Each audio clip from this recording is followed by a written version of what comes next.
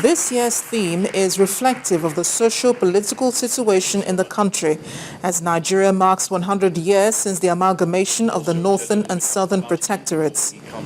And though the hall was scanty at the beginning of the lecture, it did not take away the seriousness with which the lecture was delivered.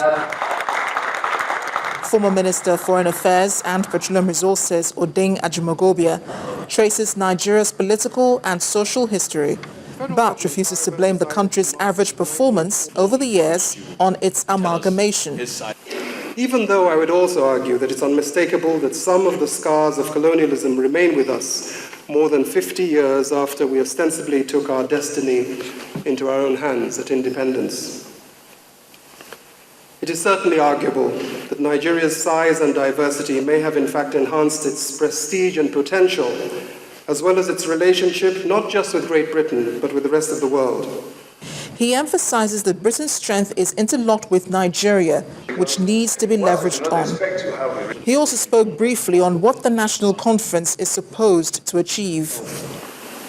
Unless, of course, the prospective National Conference on the peremptory construction of one Nigeria, based on the 1914 amalgamation of the Northern and Southern Protectorates, is unable to produce a satisfactory blueprint.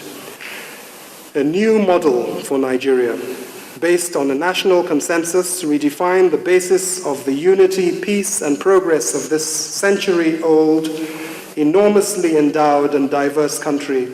Since this is a bilateral discussion, the British Deputy High Commissioner, Mr. Peter Carter, decided to clear misunderstandings on prisoner transfer and Britain's discomfort with the new anti-gay law.